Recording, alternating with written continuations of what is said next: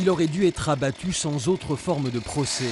Un platane affaibli par les tempêtes, devenu dangereux, bref, à rayer du paysage. Mais le maire de la Chapelle a eu une toute autre idée.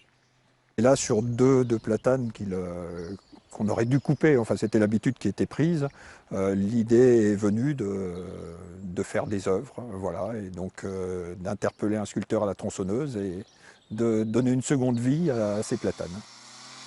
Ça apporte un petit cachet au village supplémentaire. Un totem surmonté d'une tête de cerf, une œuvre signée du Nivernais Laurent Germont, sculpteur à la tronçonneuse ou plutôt arborisculpteur comme il se décrit, une passion découverte sur le tard. Il y a 5 ans, j'avais jamais touché une tronçonneuse et je venais pas du tout du métier du bûcheronnage.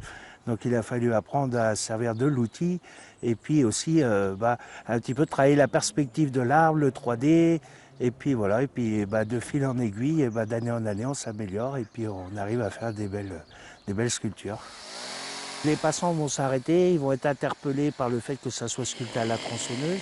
Et souvent, ça engendre des discussions et ça donne aussi des idées, ça fait fleurir des idées pour les nouvelles décorations dans les jardins. Aux côtés du totem cerf prendra place un totem en forme d'oiseau, à découvrir à l'une des entrées de la chapelle Saint-André, un village à la fibre artistique.